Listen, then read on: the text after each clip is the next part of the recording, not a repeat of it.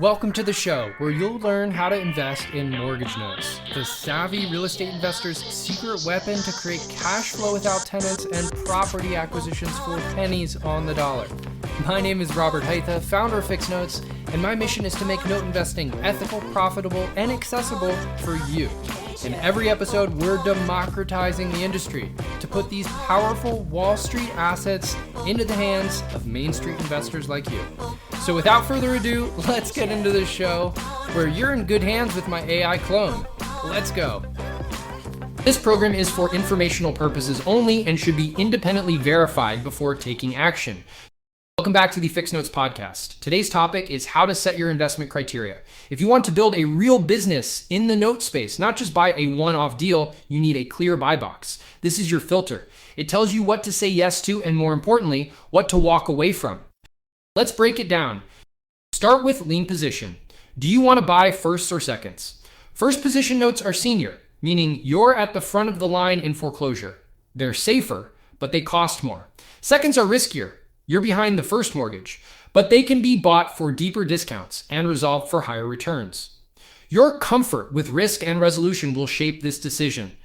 Next, define your appetite for performing versus non-performing notes. If you want steady passive income and low touch management, look for performing loans. These act like fixed income assets, cash coming in month after month. If you want larger upside and you don't mind working a file, go after non-performers. And with those, you're often buying distressed debt, negotiating with borrowers, or pushing legal strategies. Higher risk, higher return, more active management.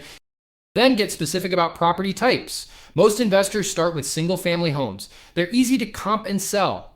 But there's also opportunity in condos, mobile homes, and even land if you know how to value them and understand their quirks. If you're new, stay in your lane until your systems can support more complexity. Let's talk geography. Judicial versus non-judicial states matters more than most realize. In a judicial state, you'll go through court to foreclose. That means higher legal costs and longer timelines. In non-judicial states, foreclosure can be handled by a trustee outside of court. It's faster, cheaper, and more predictable. That affects your exit strategy, your holding period, and your ROI. Now the borrower profile. Are you willing to take on bankruptcy files? What about deceased borrowers or inherited properties? Some investors only want loans where the borrower is responsive and employed. Others look for deeper distress and are prepared to negotiate hard. The point is, define it up front. Know your playbook before you get emotionally attached to a deal. Also decide what you will not touch. Moldy homes, mobile homes and parks, broken chains of title, a missing allonge.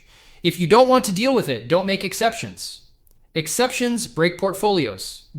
Once you've got this nailed down, operationalize it. Don't just say it, build it into your intake process. Use spreadsheets, CRM tools, filters, automations. That's how you scale.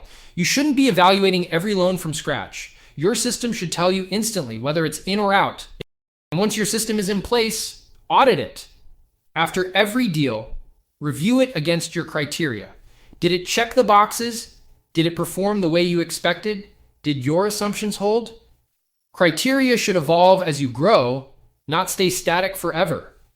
Final note, your buy box should reflect your strengths, not someone else's strategy. Just because someone on YouTube buys second liens in Ohio doesn't mean you should. Build a model that matches your capital, your time, and your skills. That's it for today. In the next episode, we'll cover understanding loan amortization, a critical concept that ties directly into how you model returns and structure resolutions. You'll learn how amortization schedules work, how they affect your yield, and how to use them when negotiating payoffs. We'll break it down step by step in episode 15. See you then. Thanks for sticking around to the end, and thank you to my trusty Robot and the Fixed Notes team for putting together another episode. If you want to learn more and hang out with the real, not AI version of me, join our free school community at school.com/fixnotes. That's SKOOL.com/FIXNOTES. In the meantime, we'll see you in the next episode.